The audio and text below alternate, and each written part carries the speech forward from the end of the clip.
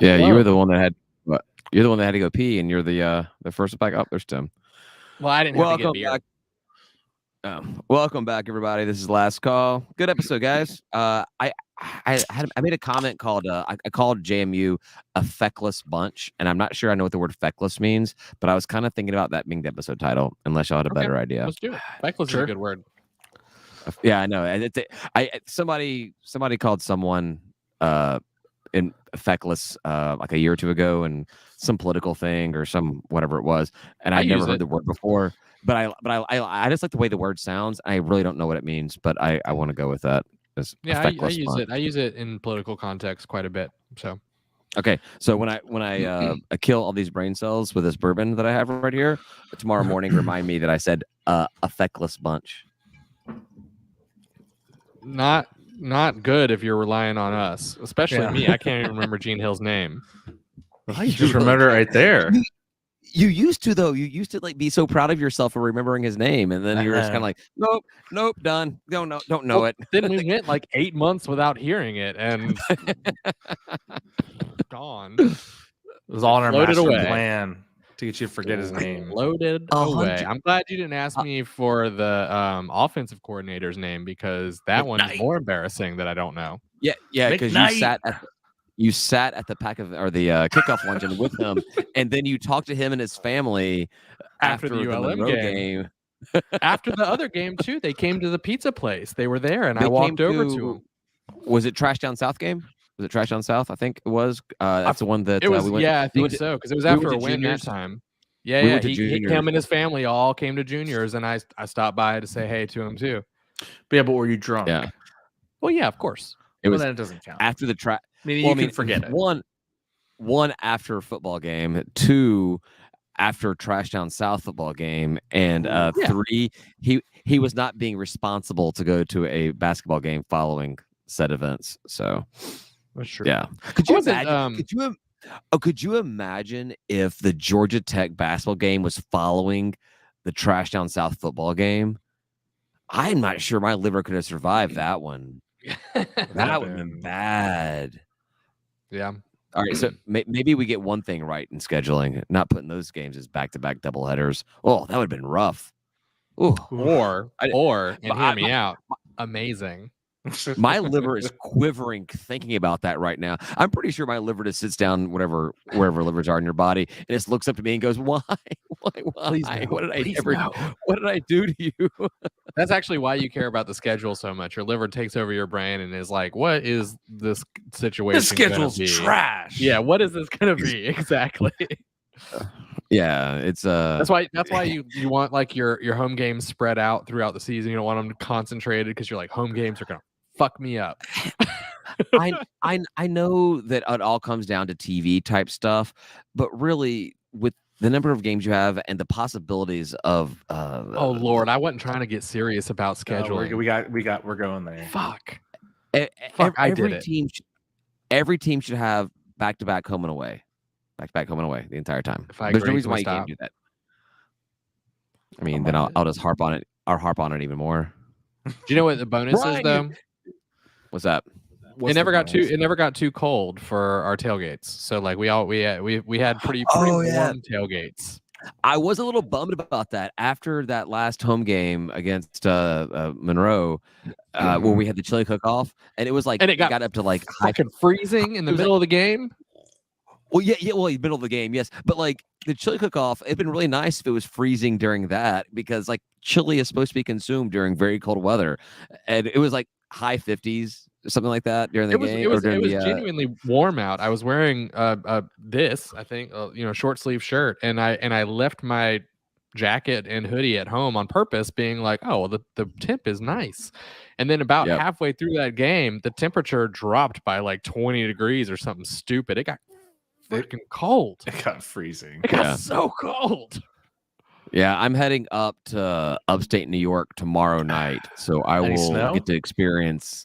Well, a Buffalo game had to get moved to Detroit because of all the snow. We're not in Buffalo, but yeah, Buffalo gonna Buffalo. Yeah, but we're not that close to the lake or anything. But still, they got snow. It's gonna be cold. Stupid stupid cousin getting stupid married on stupid Saturday after Thanksgiving. Man, I'm gonna miss that. I'm gonna miss that Belmont game. I'm gonna miss the game. I put my tickets up for sale just to see if they would sell. I'm just curious. All right, Like that's a good team, right? That's like a good team. Generally, decent A-Sun team. Yeah. Yeah, I mean, I think I hear that name. If you listened to the podcast we just recorded, then you would know they have a 54% chance of winning this game against us. And they score a lot of points too. But I think they are traditionally pretty good, right? I mean, like I've heard that team brought up, and it's not a team that I would have heard of otherwise. So they have an upset. They have a recent upset in the tournament, I believe. Yeah, like the last 4 or 5 years, they shoot a lot of threes if they're still that style. So they'll contrast this pretty nicely. In which case, we're fucked if they shoot a lot of threes. So maybe as long as we're leading by more than 4 at any given moment, we're fine. Just gotta keep that. Particularly at the last moment. Are you drinking a boozy water, Tim? You got Topo Chico. Yeah, I like those. They keep those in the fridge at work. Tangy lemon lime. It's actually pretty good. Never had it. Yeah. Sprite. So it's Sprite. It's Sprite. Yeah. Except better than Sprite. Because it's got alcohol in it. It's good. It's like 100 calories too, man. It's nice. Yeah.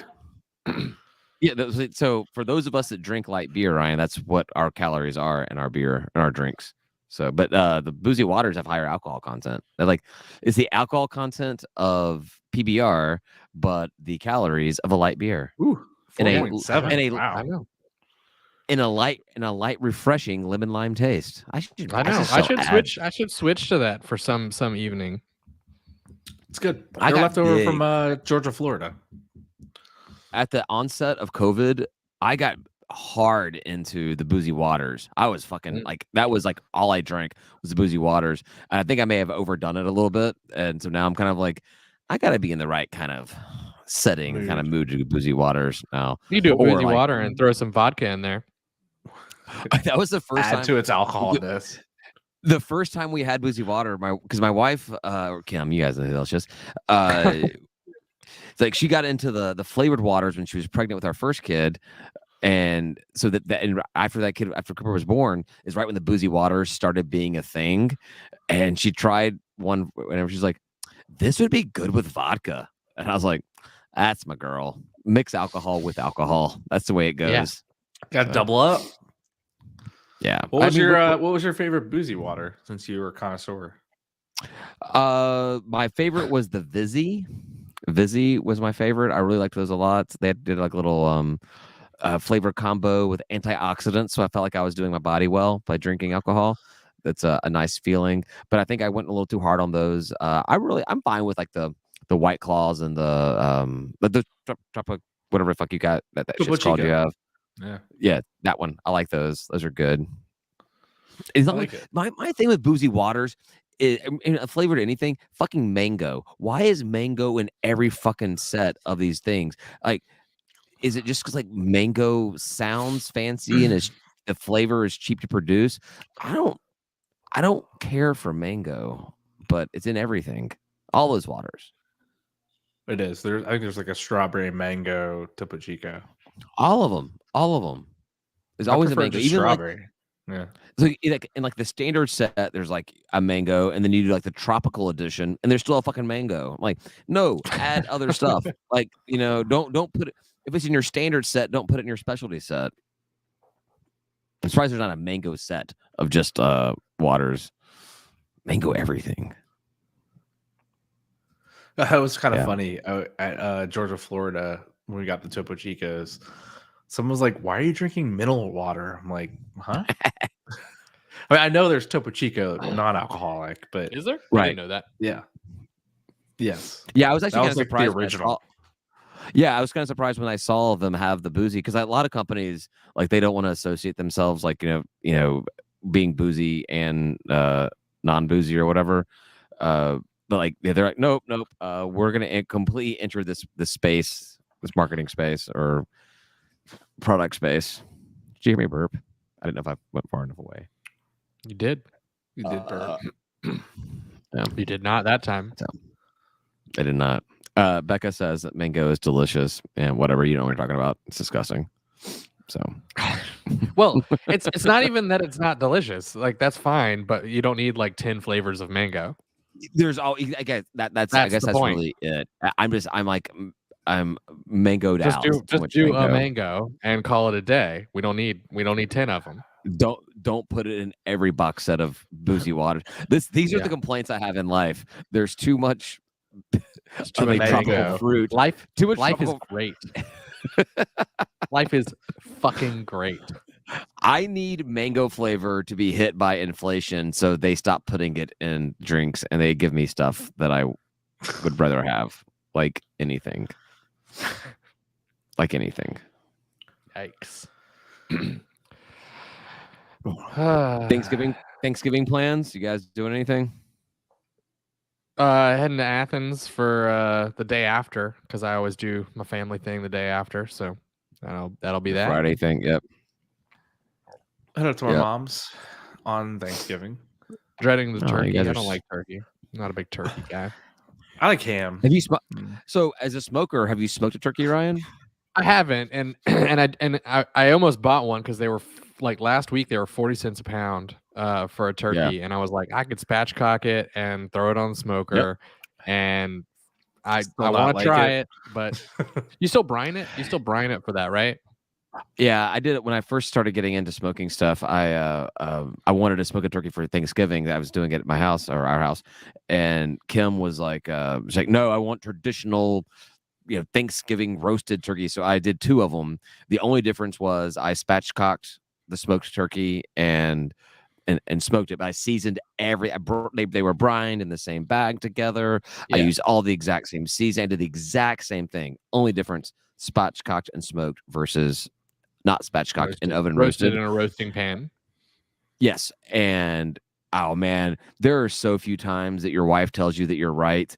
But she got her plate. She got her plate where she got slices of each of them, and I watched her take them. And she looked at me. She was so disappointed. She hated life. She's like, "The smoked is better." Like she was so just downtrodden. She was so mad at herself because she's like, "You don't have to smoke everything." I'm like, "Yeah, but why wouldn't you?" Yes, you do. Better that way. Yeah, and my experience with turkey is the brine is one of the key differences, right? If you don't brine your turkey, you're gonna have a shitty turkey because turkey's not that good.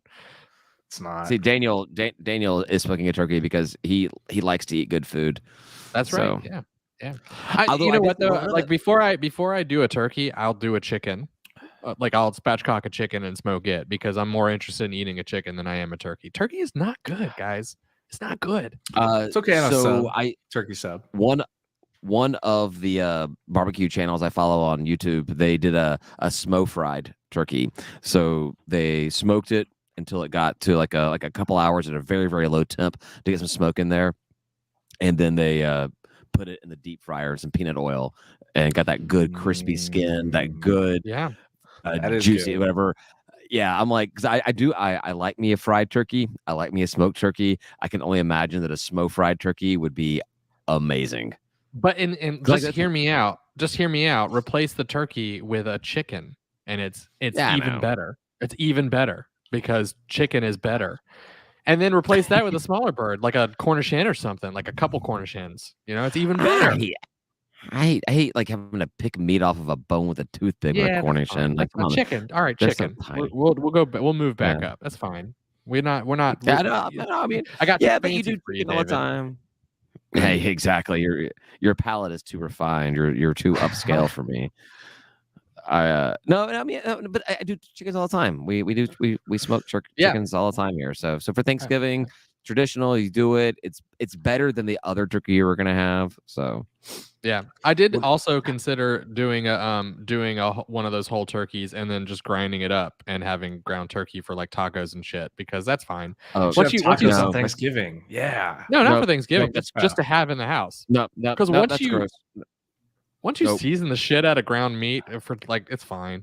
I've had turkey meat on tacos. It's good. It's good. Mm-hmm. David, put a packet of your like just some generic taco seasoning in there and like call it a day. It tastes just like any other ground meat at that point because it just tastes like the seasoning. You're good to go. So my wife calls me a picky eater because there's a lot of things that don't taste good to me, and I'm like, no, I'm not a picky eater. Just a lot of things don't taste good to me. Do you eat things that don't taste good? No. All right. Her sister, my sister-in-law, that's a picky eater. My mom once made some turkey pot pies out of leftover I don't turkey like pot from pies. Thanksgiving. Okay, whether you like pot pies or not, I hope that you can actually still follow my logic here. My sister-in-law heard that she made a turkey pot pie and lost her fucking mind on it. And she's like, why would you ever put turkey in a pot pie? I'm like, well, what would you do? And she goes, chicken. I'm like, is that the hurdle you can't get above? That a pot pie is made with turkey instead of chicken? And it went from being edible to being completely inedible because you replaced chicken with turkey. Like, that is like the smallest little curve to get over. And she was like, it's a downgrade, but she must have like hated pot pies before, and like that for because the difference is so small. You're right. No, she would eat chicken pot pies, even the little crappy frozen ones that you have to put in the oven for like 4 hours because they turn into like ice cubes or whatever. She would eat those, but she thought she could not get beyond turkey. Yeah, you just lie. You just lie to people like her. This is a chicken pot pie. Yeah, I'm like, chicken. What the hell? She wouldn't know the difference. Yeah, no, she's. Oh no, I was looking at the chat to see if there's anything going on, but Daniel's just talking about smoking chicken tonight. Smoking meat. I didn't eat smoking chicks. I didn't eat dinner tonight. We had a late start to dinner, so we just threw a frozen pizza into the oven for the girls. And I'm like, I'm not eating frozen cheese pizza, so I just I skipped a dinner and poured myself a bourbon, and that's how I pre-gamed the show tonight. Well, I've been now that I'm solo in the house, if that's news to anybody, I've been keeping pepperoni. Not that news anyone cares about. Pepperoni tombstone pizzas, and then today I did breakfast for dinner for me and my kid, and real bacon, not that turkey shit. I was like, oh my god, I haven't cooked bacon in years. And I had real bacon today, and was just, it was so good. I made it nice and chewy. Oh, it was so good. We all have to deal with the life choices we've made in our own ways, but I have to imagine that if I had decided to spend my time with someone who was anti-pork, I would still eat bacon all the fucking time because I do, and it's delicious. My Jimmy John's today added bacon. It was great. Yeah, no, I'm gonna I was thinking because I bought this whole thing for breakfast for dinner tonight, and I was like, we ate 4 pieces of bacon. I'm like, I have a whole thing of bacon still. I need to make it so that I can stick it on burgers and stuff throughout the week. I love that. Oh yeah, I love that. You fry it all up. You do the entire pound of bacon, and then like, all right, cool. What am I going to eat this week that I can put this bacon on? I want to hate on Jimmy John's a little bit because I had to add bacon to my club sandwich, so I ordered it, and I feel like an integral part of a club sandwich is bacon is supposed to be on there. You're not wrong. You're not wrong. Another point against Jimmy John's. It's not a club sandwich if bacon does not come on it. It's supposed to be ham and turkey and bacon and LTO probably. And then like and if you're not at Jimmy John's, there's that middle slice of bread that goes in there, but whatever. I'm not gonna die on that. Yeah, and like your standard sandwich, like LTO and a little mayo probably. Yeah. McAllister's has a solid club. I haven't eaten McAllister's in forever, but I used to eat their club all the fucking time. It's a good sandwich. It was a pretty good sandwich. I like Mitch Hedberg's bit about club sandwiches was hilarious. Go for it. I don't know if you guys know. Oh, I don't remember the whole thing, but he was just Mitch. Do you guys know who Mitch Hedberg is? Yes. Like the comedian? Yeah. He's dead now. He's been dead for like 20 years or something like that. But he was on a lot of drugs. Oh yeah, and he still is too. He was on drugs, and he still is on drugs. I like you're doing the Mitch Hedberg right now. You're doing you're affecting him. Yeah. No, it was like a bunch of people got together and like, we should start a club. I like sandwiches, ham and turkey. Me too. Let's start a club. How do you feel about pieces of bread in the middle? Like, I'm on board. Like, how about frilly toothpicks? Yes, we have a club. Like it was. Look it up if you haven't. Everyone's seen it, but if you haven't, look it up. Everyone loves Mitch Hedberg too. Like you just watch it. You'll like it. It's great. Yeah. Comedians are funny. Yeah, especially funny ones. Oh, the funny ones are really funny. I know. I kind of want a All club right, I think sandwich now. me too. And I had one We've today been already. talking but about All right, we can go ahead and kill last call. We did 20 minutes. This is fun. Thanks for listening. We'll talk to you next week after everyone is fat and tired from their turkey, and we've got another basketball win. And Georgia State has beaten out Georgia Tech for the highest scoring game of all time in college football, because that's how we're going to beat Marshall. I just know it. Wow. Oh, we're I gonna just beat know the it. Georgia Tech Cumberland game. Was that 150 something?